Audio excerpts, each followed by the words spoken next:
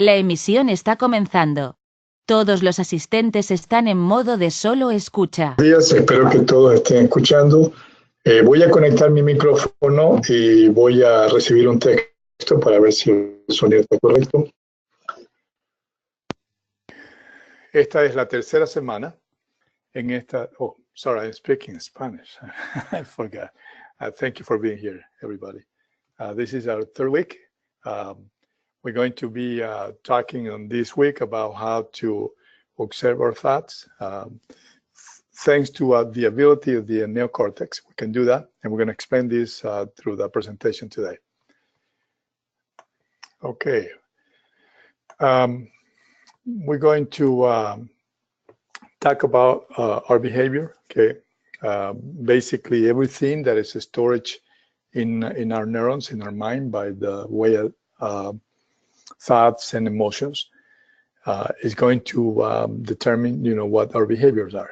And this is the best indicator. Okay, if I want to know how am I doing, okay, and how I have programmed my subconscious and mind and what my rooted beliefs are, I just got to look into my behavior. Okay, of course, this is a little difficult if we live by stress because we can't see it. Okay, if our mind is run and our behavior run by our subconscious, it's hard to really see the conscious mind and neurons assigned to this part of the brain basically cannot really look into what's going on in your subconscious.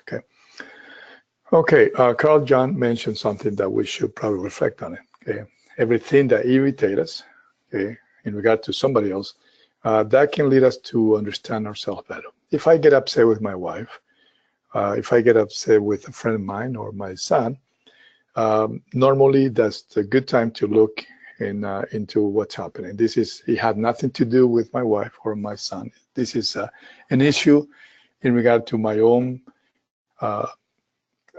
subconscious information that I have previously recorded. So that's a good indicator of what will happen with me. So, okay, I like this image. Okay, I don't know, maybe one day I want to be an actor, but this is taking place in our mind. Our brain is an artifact. Okay, basically, it records information of the external world.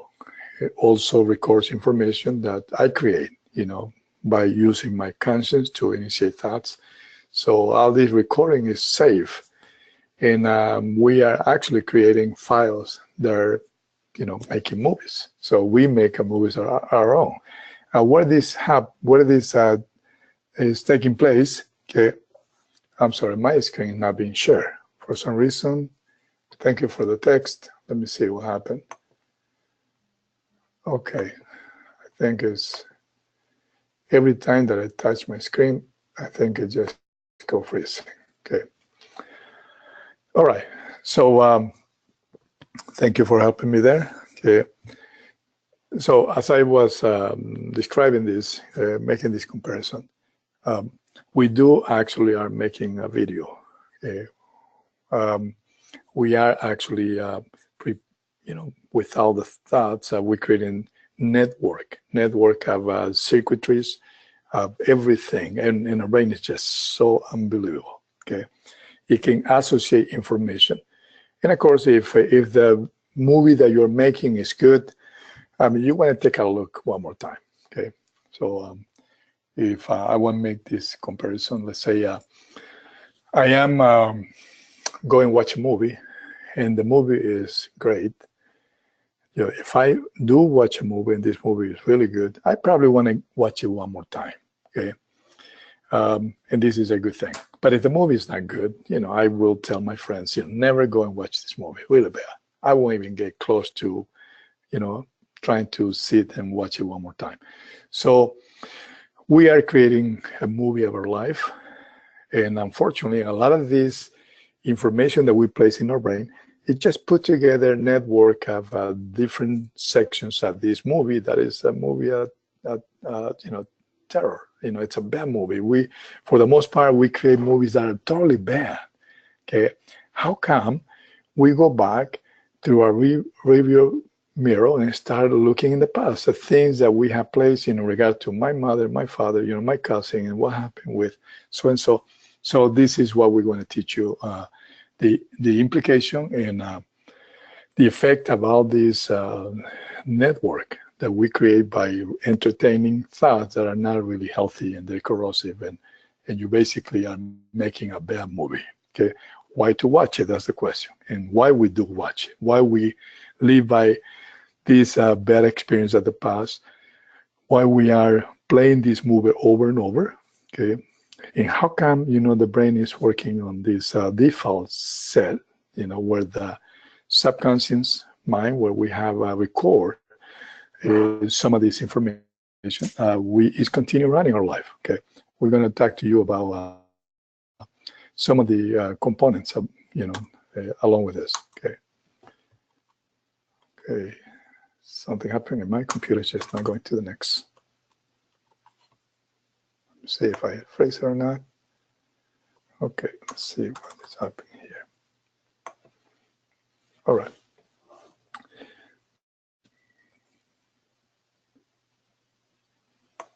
Okay, I hope the screen is still running okay.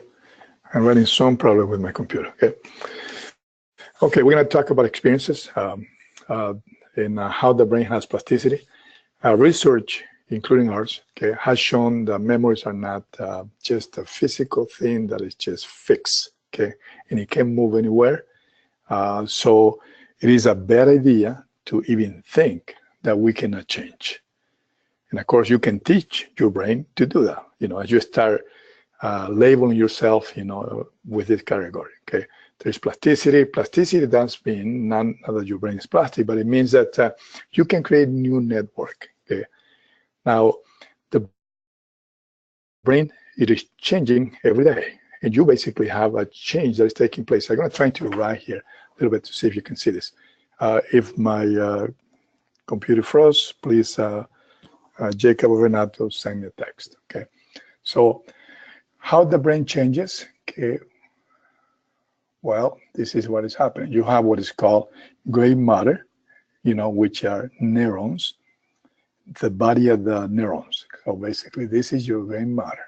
Okay, that's a neuron, and then we have what is called white matter. This is the axon, which is the extension. So neurons communicate with each other. Okay. And of course, this is what is defined as this part is what is called white matter. So neurons in different regions of the brain, they are basically as a body where most of the gray matter, is concentrated in certain layers. And then the extensions or the axons, they basically in another section. They are together, but they're running into different directions. So if I have this network, okay, let's say with this little piece of neurons in one section of my brain, and this is what is happening. I got connections that are taking place this way. So this will be my gray matter. This will be my white matter. Okay. Now the plasticity basically consists in rerouting this. So instead of this white matter running this way, that perhaps is running in a different way. To connect with different neurons. And this is what plasticity means. So,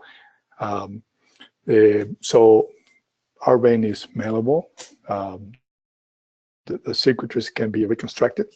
Now, research suggests that most of the physicians, they would understand this, and psychotherapists, and they could use this knowledge to help patients to use the negative emotions in a better way.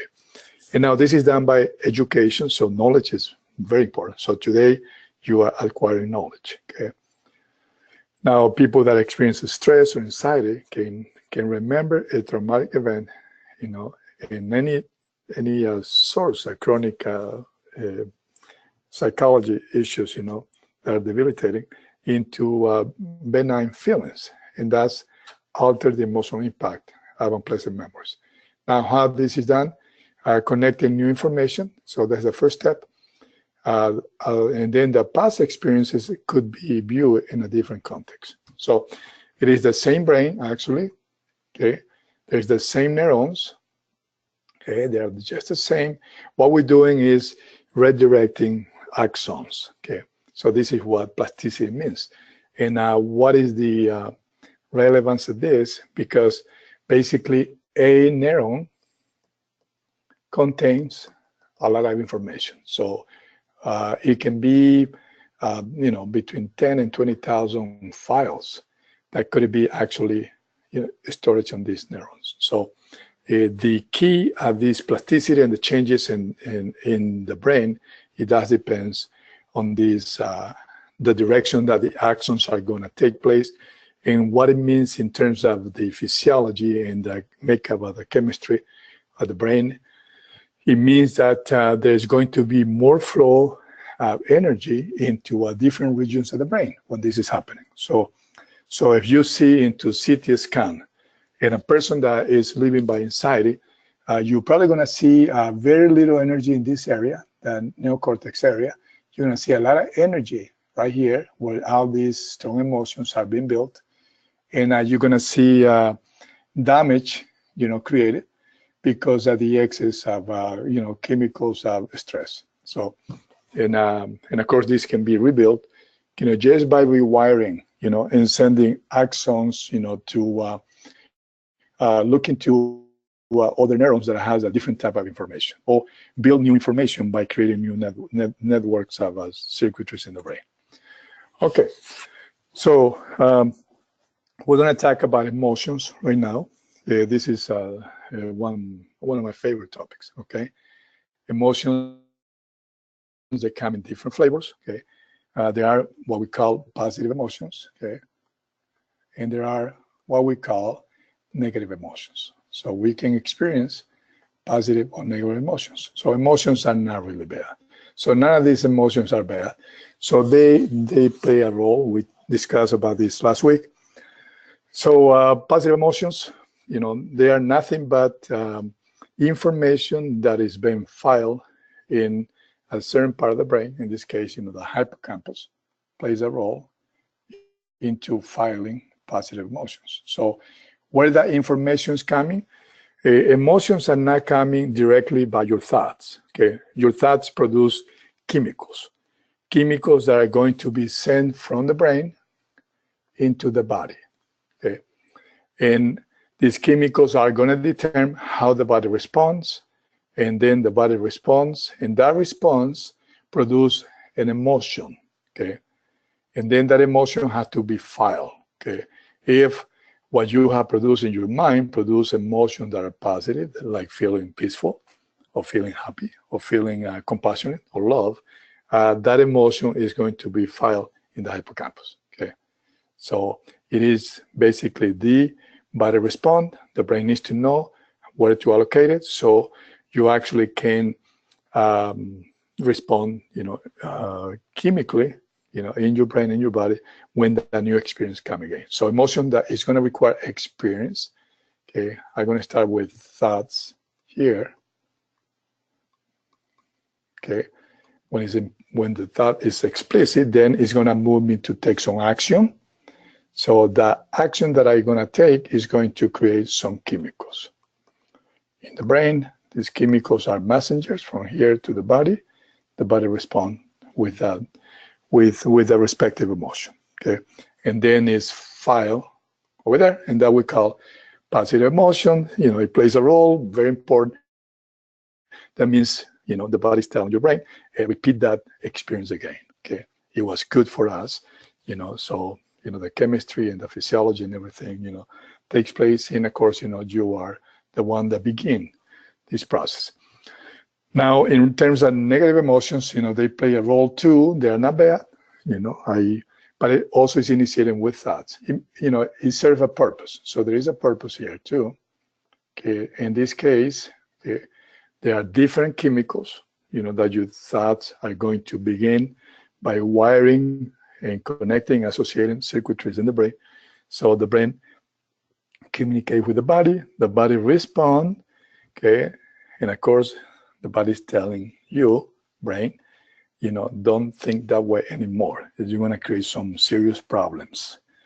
So the brain is gonna take that information, and it's going to file.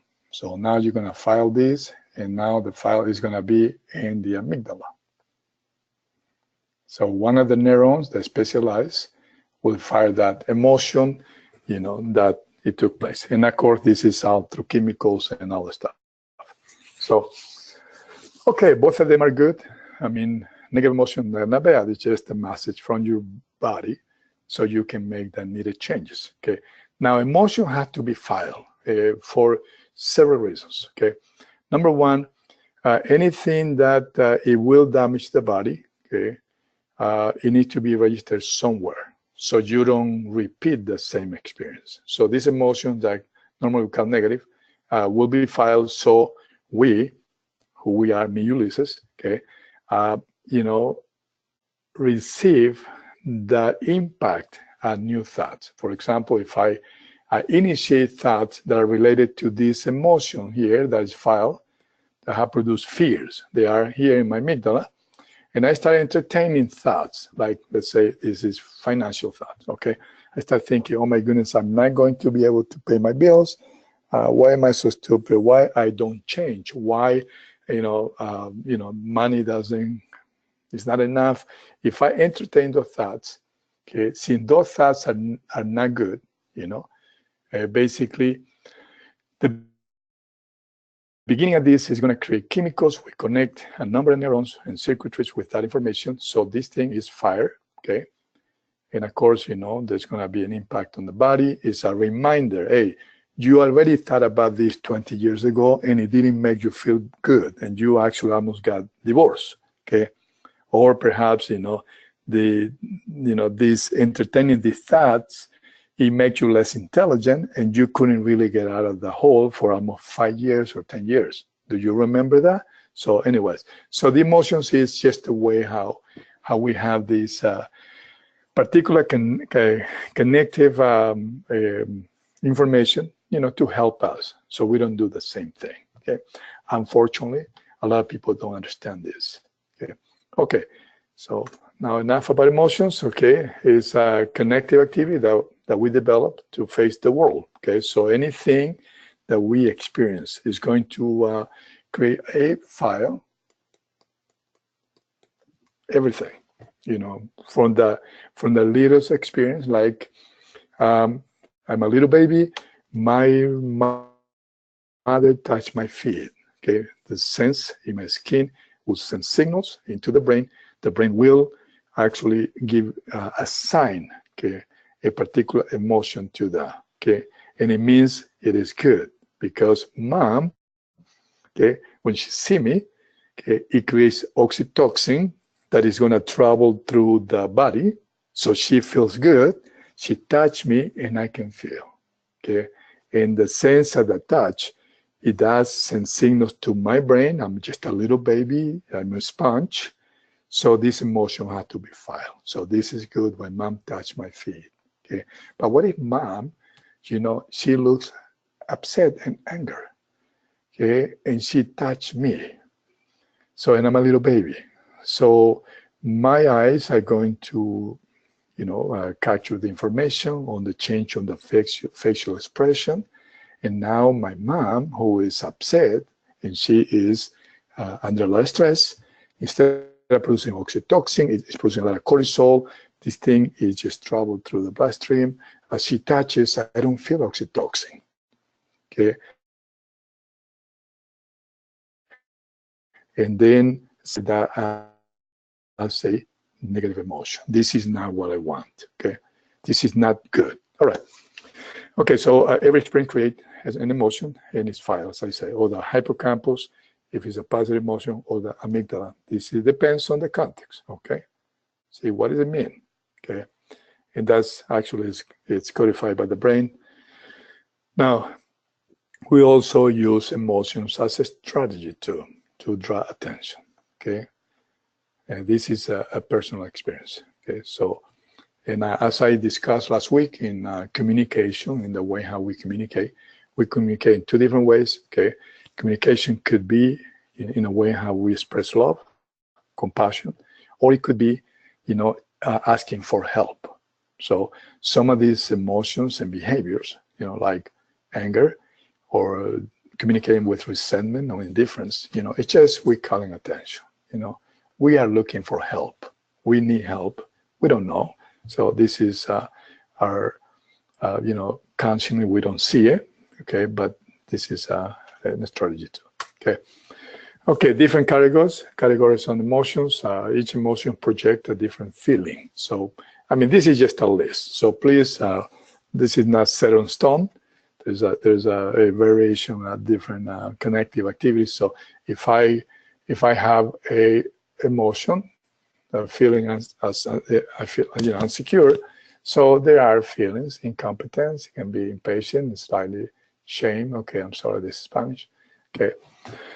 Now, anger, resentment, being annoyed, furious. This is Spanish, sorry. So anyway, so if I have an emotion of abandonment, it's a feel as no one understands. Okay, fears. Okay, apprehension, anxiety. Now, let me talk to you a little bit more about fear. Fear is good. Okay, there's nothing bad about it. Okay, fears. It is just another way how the brain, okay, sends signals to the amygdala. So now let's say that I am building these thoughts in this section of the brain, okay, and I got a circuitry here. I got a network of cells that has the same information, and they're wiring together every time that I think in that thought. So, and now I have the emotion associated with that, the body responds, then the emotion is filed out of these thoughts, whatever they might be, I think that my son is lazy, or I think that I will never going to get out of this hole, or I think that, I'm not romantic, or I'm stupid, or whatever, or my wife never changed, or my husband never would change. So those are, just corrosive thoughts. So here is what the brain is going to do, okay? If this is repeated, okay, and this becomes implicit, okay, in terms that I'm really making a continuous cycle of the same information every day, I see my husband or my spouse and say, my wife say, and I'm thinking she's not going to change, okay? Why is she doing this all the time? Why she doesn't listen to me? So as I reinforce this, now the brain is going to take information from other networks, okay, that are related, not necessarily about me, but it could be related about somebody else's experience, something else, my mom experience, my sister experience, or something I read, whatever I have there, okay? And it's going to correlate that information. This information is going to be associated with other ones. And now the brain will create another file of fears that is related to this particular, thoughts and connective network association. So, for example, if I think that my wife doesn't love me, or will never change, or something related to the relationship with my wife, there's going to be a fear about potentially divorce in the future, potentially whatever. So this is a more advanced, a connective activity in the brain that is as this network persists, years and years of building, okay? And this can be as rapidly or could be just in months if I really entertain these thoughts over and over and over, okay? Okay, so wounded, if I feel like a little bit of pain, normally it's a loss, feeling a loss of something, forget about that, this is Spanish.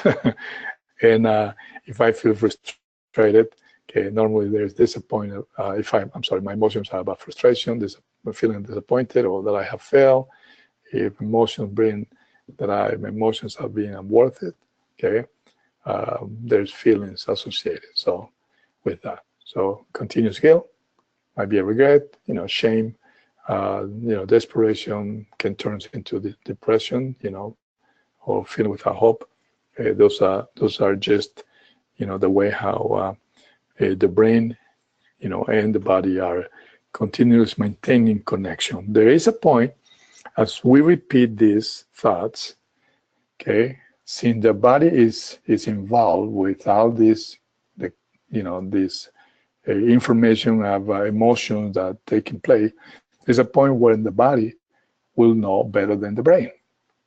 Okay, so my body will have the information too, and we still don't understand in neuroscience how it's done, but the way how changes taking place, basically mostly into regulation of genes or unregulated genes, or even the effect of all this epigenetic information that comes to all the chemicals from the brain and the hormones, So anyways, all right. I feel like without value, maybe sad. Those are feelings that come along with all these emotions.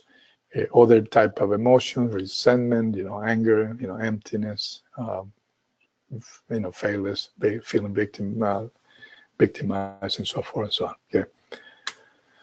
Okay, now we discuss about emotions, positive and negative. Okay, they created when the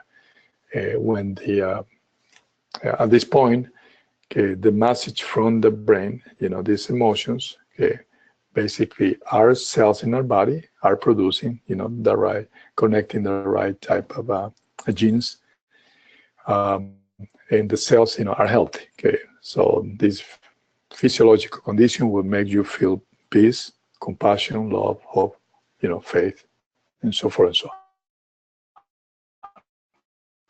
Okay. Now remember two communication, the body and brain, and this is basically a continuous cycle of information between chemicals and also your thoughts, and this can be very positive for your body. You're gonna feel more happy.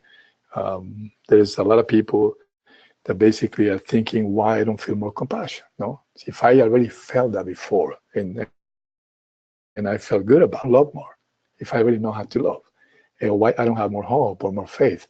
So all the components of these positive emotions that comes along thoughts, so we are craving for, because we already understand, psychological, physically, physiological, this is a very positive thing. Okay. Now, in regard to negative emotions, again, we're expressing genes in a different way. Okay, so there's a different expression of genes, and let me just stop real quick here and tell you about this, so you understand a little better about this and the implication about the information, okay, that is on the genes. So we got about 70 trillion cells. Okay, every cell shares the same genes. Okay, exact the same. The genes on your eyes or the genes on the heart. Okay, some genes have to be expressed. Some they don't have to be expressed. And so what genes are? Genes are like a library of information. That's what genes are. Okay, it's just a library with. Imagine you being in a 30,000 square foot of library with different sections, different topics, and different things. Now, that's what genes is. It's a library of possibilities. So you have books of history, you have books of science and biology and physics and in magazines and books about all kind of things in a big library. So that's what genes are. Okay. Now genes are flexible. Okay, what that means? That means it's possibilities of many combinations of things and information, chemicals and amino acids. Okay, and this is good. Flexibility is very important because our external world is not fixed. There's not always the same temperature. There's not always the same things going on. Okay, nothing is fixed outside. Okay? Things, there are events that are unexpected. So basically, when this thing happens, the information that comes from the external world through our brain, okay, is going to be received by our cells, and then the cells have to adjust. So some genes are going to be expressed, and this is what it is. Okay, these thoughts that I place in my mind are going to create some problems, so the body has to actually do something different. Okay, so negative emotions are created. There's different expression. Okay, this is a response to danger. Okay, in this case, it's not a real danger. It's psychological. It's still the body is going to respond to this danger. Because the danger is not about a lion that's going to eat us. The danger is about our thoughts. So their response, and there's chemicals, and there is, for this, there got to be some gene expressions. So, and all this is going to depend on what is going into the plasma and what is going into your mind. It will depend what kind of hormones or what kind of neurotransmitters are going to be shoot into your body. Okay. Now, going back to emotions at this connected state, activate for more than 1 minute, conduct this expression. Okay, so when stress, is activated for more than certain times, conduct the expression, the production of certain proteins. Okay, so basically, these chemicals are the ones that are being shot out of the cells. So here comes a cell. Here is, some chemicals and hormones. There's influence here. Now, this influence is going to send signals into the nucleus and some other parts of the cell. Now, the cell has to do an adjustment. Okay, the adjustment is because this guy up there is thinking something foolish. So we got to do something not only to protect us against these excess chemicals, but also we're going to contribute by producing some other chemicals that are going to be shot and eventually goes into your brain. Okay. So, and this is the emotions that we discussed. And of course, there is feelings associated with that. Okay. So now if this is continuous, of course, this is happening. This is destabilizing our body. So this is just a response. Okay. So by giving you emotions like insecure, resentment, jealousy. So, these emotions are really, as I said previously, is a response from your body. You just shouldn't keep doing that. Okay. Now, negative emotions are a message from the body to the brain. The unstable state of each cell, send a message. It's like if all these 70 trillion cells are getting together and say, okay, look at what this guy is doing. He's shooting a lot of these stress hormones. Let's send him a message back so he understands that he got his job is to take care of this, helping us, because we cannot go outside. We don't know really if what he's seeing it doesn't seem like if it's true. He just, creating some stuff here that's going to damage us. Okay, so emotions are presented in different ways, and now the brain captures information, files it. We discussed about this in the amygdala. These emotions are messages from the brain. One more time so you can remember. The message is, hey, you guy up there, reevaluate what you've been thinking. Okay, whatever you have placed in your mind, take new actions. Okay, so basically that's what we need to do. That's what we're supposed to do. Okay, so we can start making the changes. If we do not take care of these emotions and make the needed changes, these will be present with us. I want to remember you. If I hate somebody 20 years ago, and I spent 3 months or 1 month, feeling victimized, blaming this person for whatever reasons, okay, the emotions are going to be filed, okay, and now it's going to stay there. That guy might really already pass away. I might not even remember his name, okay. Nevertheless, the file associated with the time that I spent entertaining thoughts that were corrosive, you're going to be there. Okay, not to make you suffer. That's not the purpose. It's not really about whatever I say in that moment 20, 30 years ago. But the purpose is to assure that whatever was the foundation of those thoughts that you initiated 30 years ago, okay, let's say it was about me blaming him for the failure we have in the business. And I did that for 3 months. Okay, these files and emotions are filed. This thing, it's already passed. No, I'm not even thinking about this guy anymore. But this has to be resolved because, basically the fact that I initiated, they're not even about this thing. It's just about something else. Okay, maybe it's about the fact that I'm a person that's jealous, or I'm very proudful, or I'm so insecure. So there is other things underneath whatever happened through the time that I had that event. Okay, so basically it's not about, feeling guilty or trying to affect your life or make you feel miserable. So to remind you that you're stupid, that's not the purpose. No, the purpose is, hey, we got something here that was probably had nothing to do with Robert. guy that I hate 30 years ago. Okay, nothing to do about the business that failed, and it had nothing to do about whatever thing it did going on, through this time. It has to do about the fact that, you have things that are pending. Okay, you have things that you have to change. Okay, and that's what these emotions are. So now, solutions are we gotta change your emotional state. Let me tell you how we do this. Okay, if I want to make these changes, okay, basically, let's say I'm a resented person. I'm resented with my father, or with my wife, or my son, or whatever. No. So if these emotions are resentment are present right now, okay, I cannot change.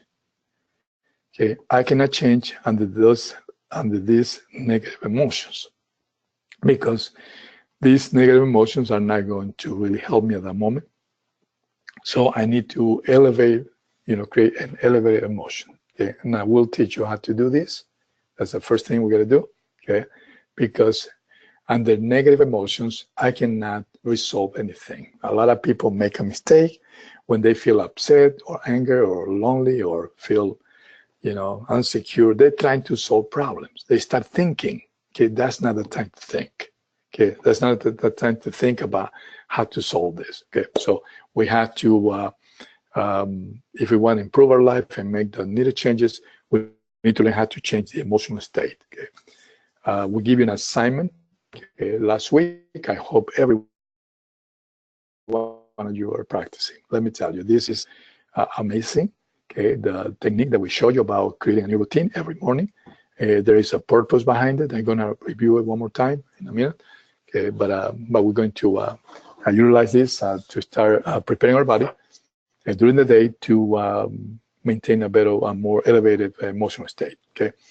Next thing, okay, in order to make these changes in our life, we had to learn to have attention. We give you an assignment too, okay, and we also give you techniques. Okay, this is misspelled. I'm sorry about this misspelling, but we need to learn how to have attention.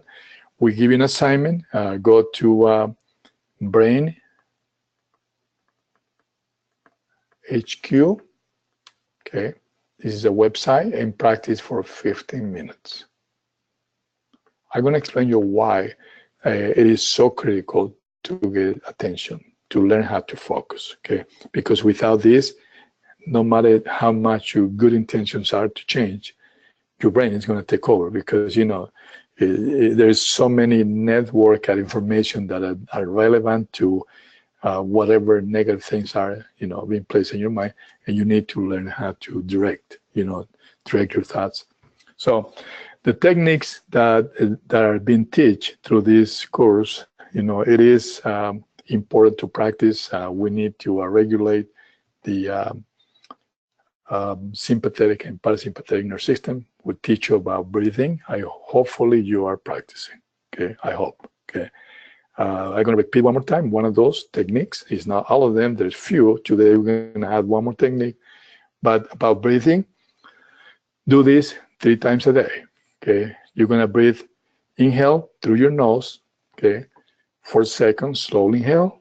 Okay, hold your breath for about 6, and then exhale, taking about 7 seconds. Okay, be sure that as you inhale, your rib caves are moving to the side, not to the front, not pushing the tummy to the front. Okay, do repetitions 10 times. Okay, and do this 3 times a day. Okay, use the fight or stress when you're doing this, because we want to regulate the amygdala. Okay, because when there's been so much stress, there is inflammation in the amygdala. We don't want to have more cortisol. So that's a technique. Practice is going to do so much good. Okay, so please remember that's not one thing that's going to make you change. You have to use your body to prepare for the changes. We got to regulate a sympathetic nerve parasympathetic nerve system. We're going to be sure that we get one part of the brain that helps to direct, the intentions that are come, so the files are being pulled correctly.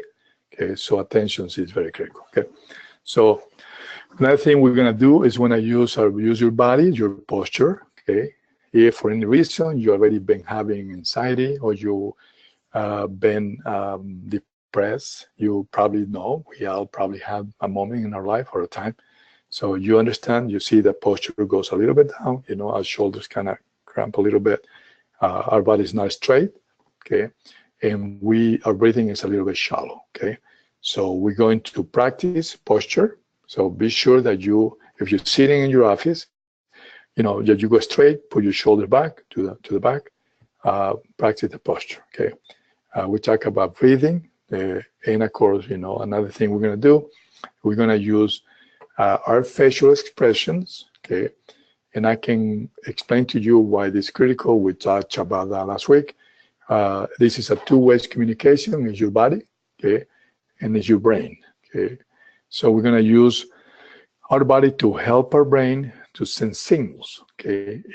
Let's say if I'm standing up right now, okay, and I feel like with a low emotional state, I feel negative, no energy. I'm not motivated. I don't feel like I want to love anybody or be good to myself. I don't like myself today. I don't like something or whatever. So you're going to stand up, practice this. If you do it, you're going to see how good you can turn this really quick. So stand up, posture, like if you were in the Marine Corps, okay? You're going to face to your ceiling, the ceiling in your room, and you're going to look straight into just one point and put a good smile, very good smile, okay? Now, as you do this, try to think in anything negative, okay? And you'll see that it's impossible. So it's impossible for you to think anything negative while you are using your facial expression of a smile, okay? No matter how bad you felt, half a second ago, when you do this posture, you can actually immediately send signals to the brain. The amygdala is shut down, and then cortisol level will go down. You cannot even bring those circuitries of discomfort or insecure thought that you have a second ago, okay? Now, another part that we're going to have to really learn to do this, okay? And this is practice, okay? We're going to be reviewing this in the next few weeks again. You need to learn to ask yourself the right questions, okay? Most people make the mistake, and this is where you get in trouble, okay? There is a challenge, okay? My son made a mistake, or my spouse make a mistake, and immediately we follow into a trap, okay? If you ask the wrong questions, your brain is going to find whether they're truth or not, okay? If I say to myself, why she does that all the time, okay? So if I ask the question, my daughter, and I ask the question in my mind, thinking, why she's making the same mistake? My brain,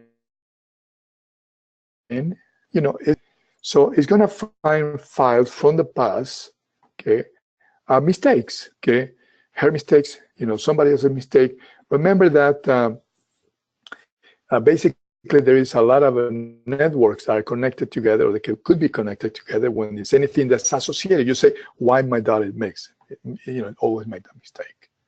And guess what? You're gonna wire hundreds of millions of circuitries, hundreds of millions, literally, in less than 1,000 a second, okay? This is what you ask, here's what you got, here's the reason, okay? She doesn't obey you, she doesn't this, and if you have labeled a lot of things that are based on limited information, most of the stuff is a lie, okay? Most of the things that have been created is something that you have placed in your different circuitries, or perhaps, some of this information have been placed on the subconscious. The subconscious responds so quick. Now, if I ask another question, why this is always happening to me? Okay, and look what you're saying. Why this is always happening, always?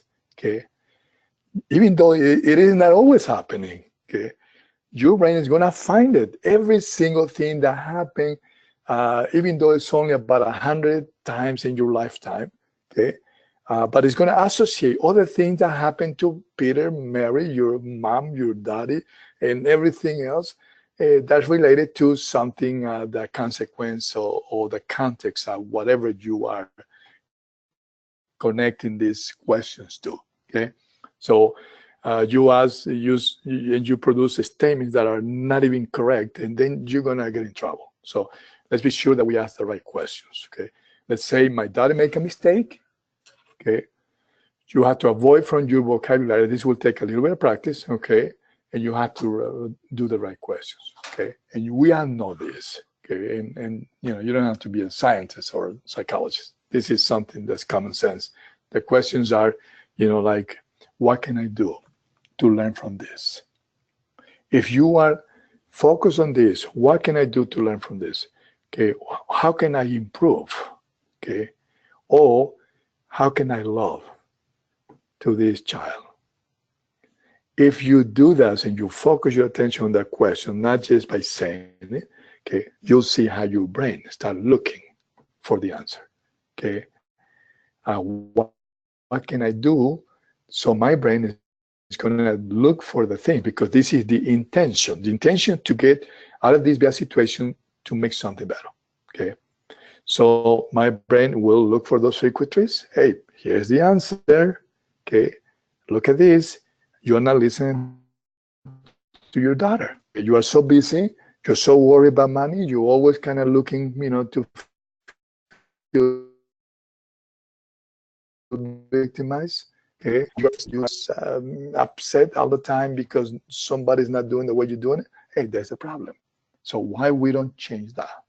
The brain will tell you. Okay, so ask the right questions. It's just part of this connected therapy. We're going to practice this. Okay, now it's essential to define your goals, what you want to do in all your dreams. This is important because we have to visualize. And this has to be based on your highest values. You cannot have goals that's not based on that. So let's talk about this a little bit. It's a state, okay, the purpose of emotions. Now let's go back again here. We have the same type of information. If I have here, okay, my wife doesn't love me, and it's over here too. My wife doesn't love me. It's been higher, here, and here is my wife doesn't love me. She doesn't care for me. And then you're going to have, this is your circuitry, and this is what is taking place. Okay. Now, your cells in the body, they're going to respond by whatever is here. We talk about this. So this is just so you understand. And it's good to have the knowledge and understand a little bit this technical part. Okay. Great connection between this. You cannot separate it. See? Vision you comprehend clearly.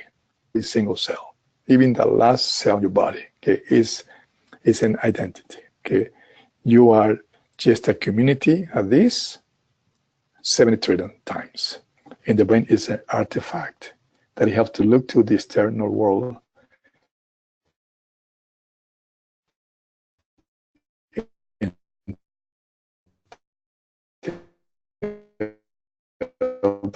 Sift and funnel through that, and you may be sending the wrong signals, and then your poor cells are going to get sick. Okay. Now that's your brain. As you can see, there's only 2.5 pounds. Okay. Can fit in your hand. It has 200 different types of cells, and there's chemicals, and this balance between the front part of the brain, the neocortex, this area, and this area are so important for your health, emotional and physically, So not only your body will have impact on the information you place, also your own brain will get affected by any of this. Now, it's all repeating thoughts, okay? We recruit more neurons, right? So for example, if I spend 20 years thinking that I'm not good for anything, I got, who knows, millions and millions and millions of neurons. And today I start again with the same cycle of thoughts. Every time I think is one more neuron recruited to be part of that network, okay? And that makes it more and more strong. Remember that these connections is what it makes it strength. So I can have here and give this thought once, okay? Something came crazy to my mind, some foolish thought, action here. This is not going to do anything, okay? So no chemicals to make this, a cascade of information into my body. So there'll be no relevance, and there's going to be no relevance in my emotional life, my spiritual life, or my physical life. So it is a repeating of the same stuff over and over, what it makes this. So we form circuitries that lead to the production of explicit memory. The quality of the task will determine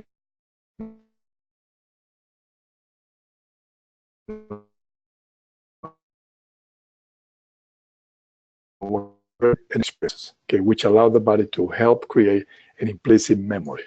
The body also records this information that's created in the brain and answer by creating an emotion. We talk about this. The reason I want to be repeated is because, repetition is making right now your brain, recording information. Now you have something to work with, okay? I suggest that you reflect on this.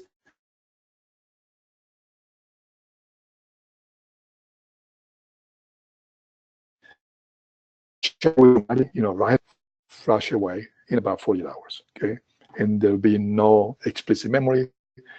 You might hear about certain terms and you are not going to remember after 48 hours. So critical to that. The implicit information, it comes when you actually act upon things, when you start acting upon this. So we're going to talk to you about that, okay? Now, it's important to define what you want. This is very critical. We told you last week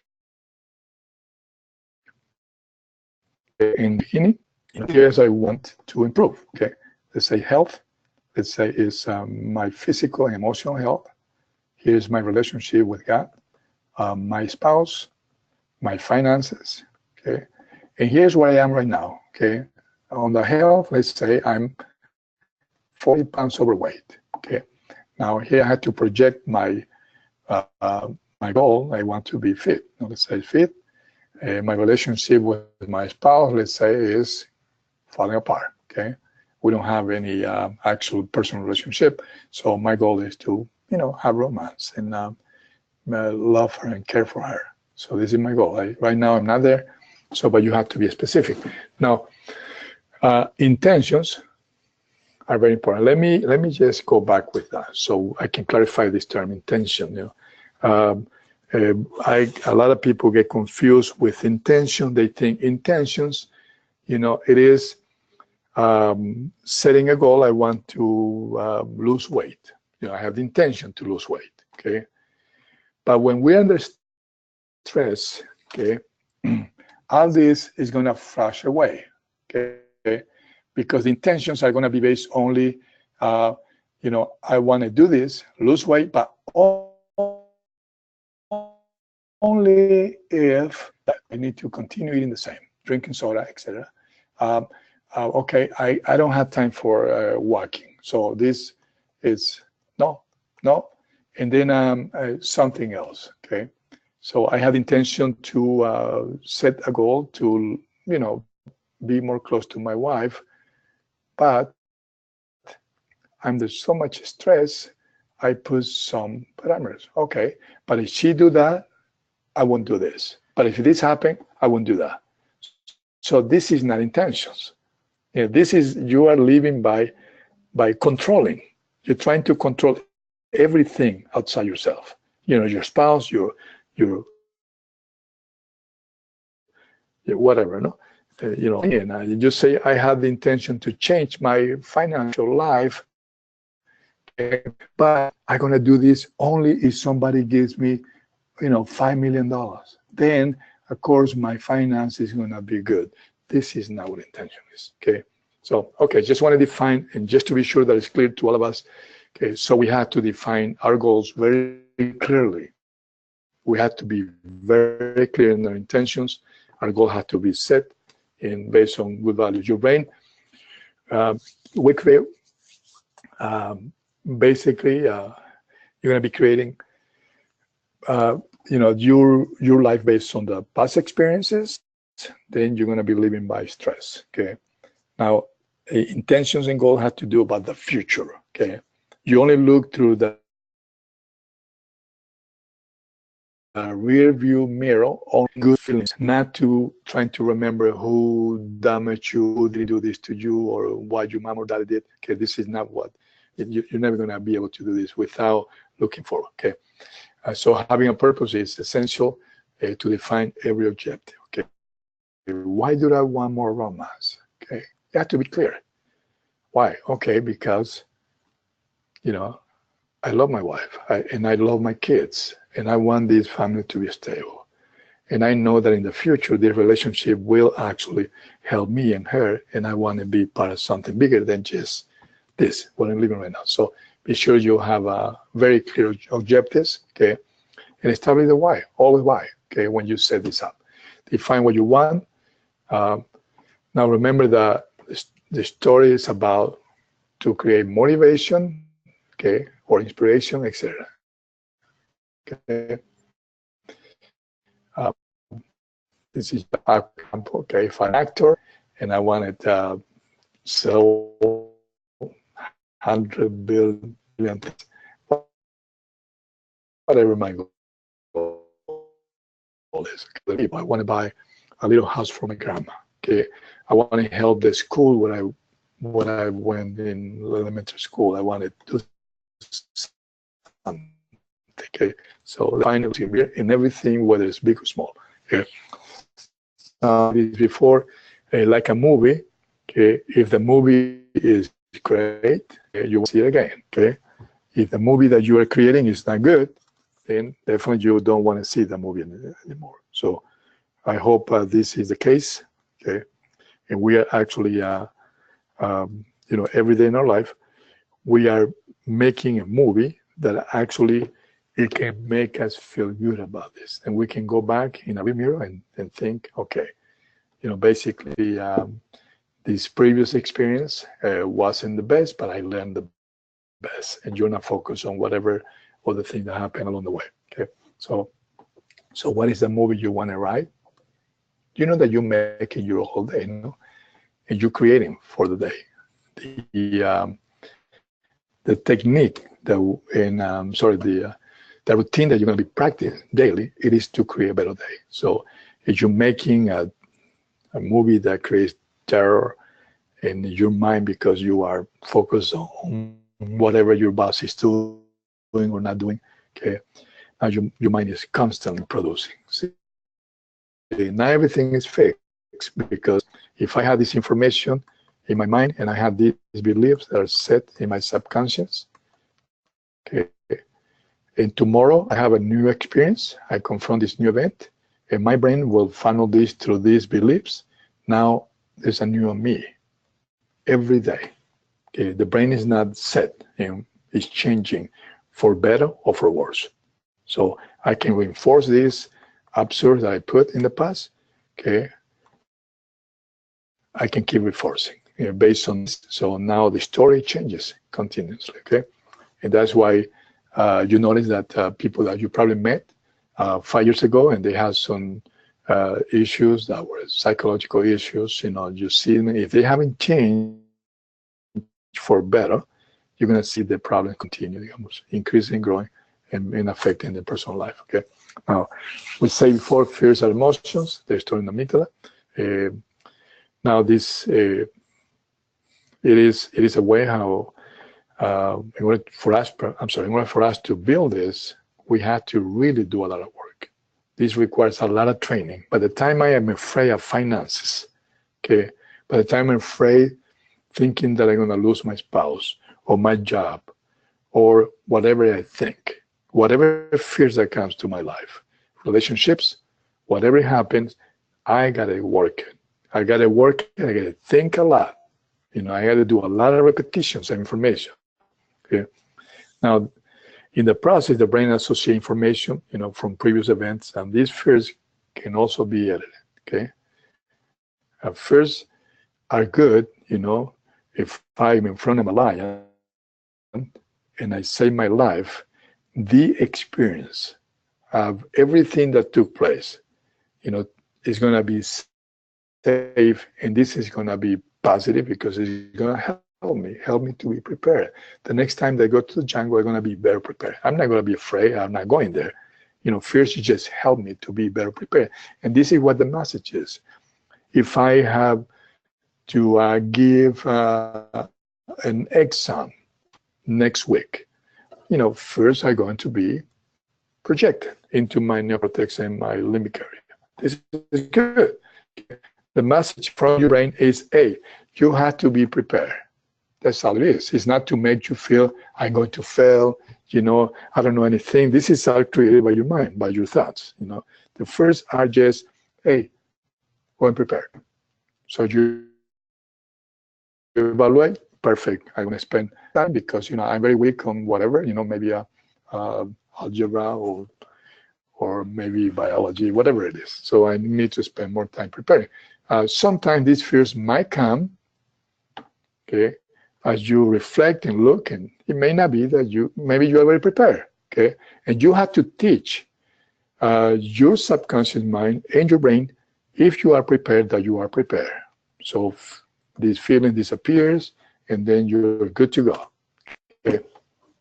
Now, let's touch a little bit on happiness, so we can see what is happening with this particular feeling. Okay? That's a wonderful, no? And happiness is really available under any circumstances. I mean, you might be there listening to me and might think, hey, Ulysses, how could that be possible? I feel terrible. I don't have any money. Okay? Or you might feel, geez, my relationship with my spouse it's not that good. How could I feel happy? Okay. Now let me go back to one of the lessons that we discussed in previous weeks. Okay. When we're under a lot of cortisol in going through our brain and our mind, the three components of these particular conditions to turn the stress mechanism are with the purpose of protection, survival. That's all it is, okay? So my brain is going to be focused on, okay, that's my brain, okay, on what's happening out there. Is it a tree there? Right? Is it a stone? What is it? It will be done quickly, okay? So the outside world is important, okay? When this is psychological and it's not a real threat, basically it's going to be about what somebody else think about me, okay? Do they like me? They don't like me? Okay, and then we focus on somebody else's, and then we're gonna be happy if they are kind to me, okay? And then it's all about the outside world. How much money I have in the bank? Okay? Do I have a time people recognize me? Everybody's clapping me, okay? And then if that's the condition, that's what is stress. You are under a lot of stress, okay? So we don't have to be happy, by whatever happens in the external world, okay? You can be happy now. You don't have to expect to be happy when you reach, whatever goal you have. I can right now, under these conditions, right here, okay, let's say if I want to lose 40 pounds, and I'm here, over 40 pounds. Now, of course, nobody want to be, weight with this weight or 20 pounds, So now, but can I create the conditions in my mind to feel happy? I mean, yes, you can, okay? And that's why you have this routine. This routine, it helps you to produce dopamine, oxytocin. If you are practicing, it's not easy. The routines of the morning, they're not easy, okay? You need to really learn how to focus to do that, okay? So you don't have to wait to be happy for new conditions, okay? Or something that's more favorable, okay? All right, when my son obey me, or my son, do this, and he achieved this, and the money's there, or I got this less than 40 pounds, I'm gonna be happy. Let me tell you, it won't happen. You won't be happy, okay? So a lot of people fail to really enjoy life because sometimes they reach certain goals because there is some discipline along the way. They get there and they're still not happy, okay? So anyways, we'll be very surprised to know that happiness is something that's always been with us every minute, okay? We do not have to wait in the future, you know, to appreciate the beautiful moments in our life. We do not have to wait until a loved one passes away to appreciate their company. So no matter what circumstances in which you are in right now, there's always something in each moment that can give you happiness. But what's in the way? You know, chronic stress. In the way because there is a model. There's a model that is totally wrong in regard to happiness. You love me, I love you. This is what the world is teaching. Okay, you're nice to me, I'm nice to you. Okay, you care for me, I care for you. This is an old model. Okay, this is a law, a Newton. Okay, it just don't work that way in our mind, in our relationships. You know, and when it has to do with something so vital to maintain health, like happiness. Okay, basically, you love. Okay, you are the one, and that's independent of whatever somebody else is doing. Okay, you do the right things, independent of what anybody else is doing. Okay, so here's the assignments for this week. You're going to work on reflection. We're going to give you an explanation on how to do that, and you know, in the next page, no, in a few pages down. Okay, so we're going to work on reflection. We need to learn to evaluate your thoughts. So this is about thinking about what you're thinking. Takes a little bit of practice skills. Okay. For example, right now, while I'm going through this presentation, my neocortex, because I already have been training myself to do this, has a region that can observe. Because, you know, neocortex, it is vigilant. This is a skill that the brain already has. It's vigilant because, I mean, thoughts can start and flow and connect. So the neocortex have the ability to kind of evaluate, send signals, so you can stop thinking something that is not worth to think or say. So we're going to practice this. This technique consisting, when we're doing, no judging, okay, and I'll tell you about that, how it works. No thought of guilt. This is not about, you know, feeling shame, okay, about things, and now this practice is to understand why do we do what we do, think the way we think, and the purpose is to go to the root of the problem.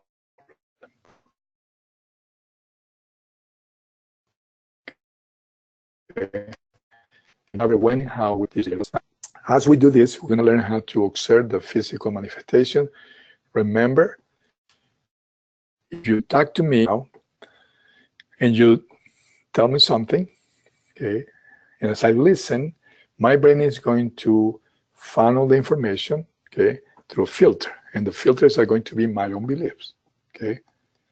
So it's right there, and then as this network is fired, it's going to send signals to my body, and I change posture. I might change the facial expression. So we're going to see what physical manifestation we do. Okay, some people, when they are nervous, they do certain things, you know, like touch their hair, or maybe other people run to the bathroom. Okay, other people will be probably doing something else with their hands. So trying to learn, you know, what kind of physical manifestations are through the process of thinking and emotion. This is very important to do a reflection. Here you go again, one neuron. Okay, you got, actually this is dendrites and this is the axon. The axon has a lot of branches, and so you can see there is branches here. So to allow connection with many neurons. So one neuron can communicate with about 20,000 neurons at the same time. Fabulous. Now, how the neuron knows exactly what information to shoot, because if I had 20,000 information here, and let's say from my neocortex it comes firing through an intention. I have the intention to go and play golf. This is the intention, okay?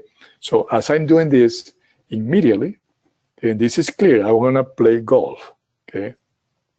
Now, my neocortex is going to shoot to the thalamus, okay? Going to shoot to the limbic area. It's going to shoot to another region in the brain, okay? And through the process, okay, then this is evaluating this intention. I want to play golf, okay? But if I know that there's been an earthquake, of course, this is gonna be blocked somewhere, okay?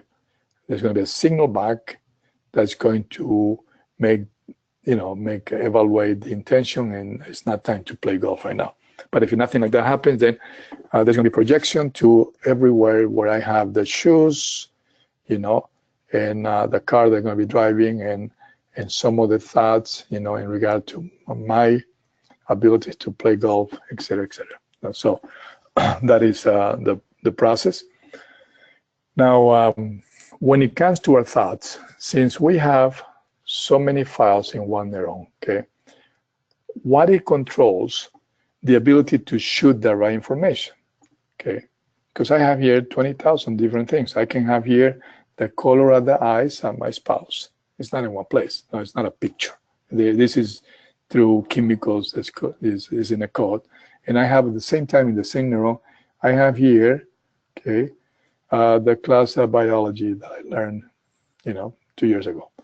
And over here, I also have, some of the negative things and some other things. So how the right information is sent, and I'll tell you what happened. Okay?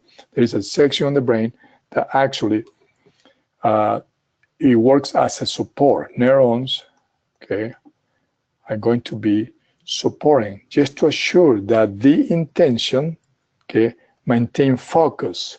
So this right information will go whatever need to go, so you can fire and connect with other neurons that have the same information.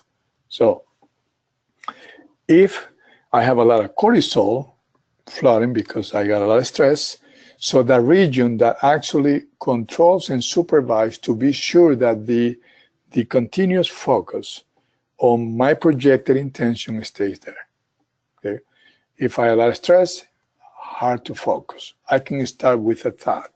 I can start thinking about changing in this area, and my brain is not really working very well. My brain can be wandering, and then I was shooting this thought, okay, that's in regard to, let's say, I want to do my taxes tomorrow, okay? So suddenly I start planning for tomorrow, and I shoot information to different neurons in regard to whatever I'm planning to do. So suddenly, my mind can wander, and instead of having project the same information on this neuron will bring another one here, and now instead of connecting to the direction of my intention, I'm gonna be thinking now about diapers, okay? And I haven't noticed I'm there for 2 seconds, okay? And this is going to shoot other neurons, for another network, and then suddenly I end up with thinking about, what my neighbor did to me yesterday. And then, more networks are connected, and suddenly I'm right here somewhere thinking that I hate my spouse, okay? As you can see, this is critical to sustain whatever intention you have as you're planning to do something, okay? So intentions they have to be clear, okay? Cannot be based, okay, on something that I expect from somebody else. And what I can tell you is when the intentions are there and it's clear and there's no cortisol, you're gonna do this. I'm going to do this regardless of the environment. Whatever anybody says, okay, or the weather is, I'm gonna do it, okay? Doesn't matter the time that it takes me, what time it takes me. Takes me a week, I need to practice this for a week or a day, doesn't matter, okay? And I'm gonna do it regardless of, okay, how I feel in my body. I'm gonna do it, okay? And this is what intention is, actually. And the only way to do this, it is by assuring that the balance of chemicals and communications are between, this projected part of the neocortex, okay, the association and the right information. And this requires, some techniques. That's why if we do this practice, I promise you, you're going to be a new person, okay? but we got to really be able to spend the time in doing the routines and doing the other stuff we've been teaching. Okay. Of course, this is us, and as you can see, whatever expression, whatever situation, it's all about here. Nothing to do what happened. Did he won or not the medal? Okay.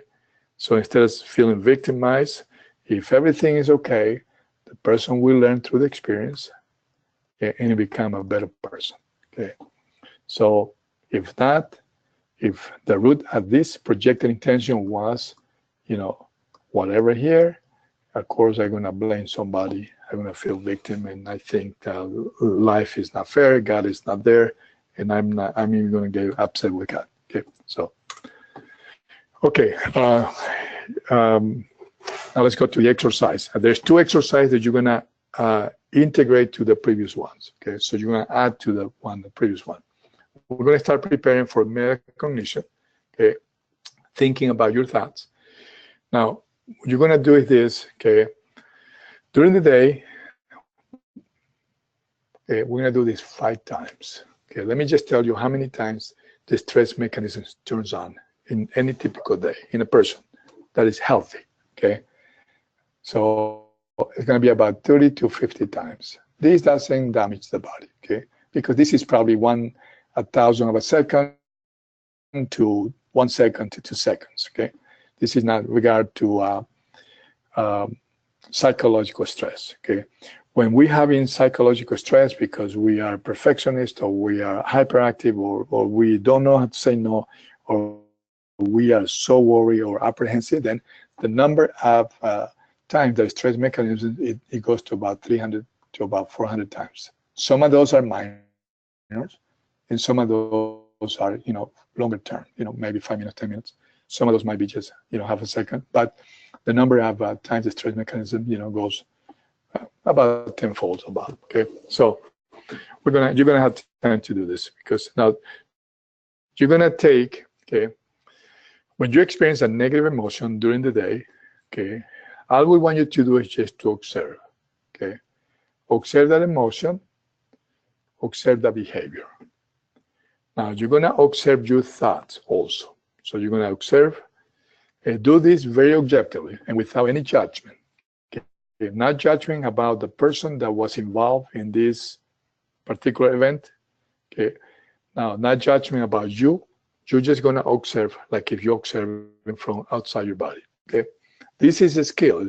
Every person has this ability. It's already there.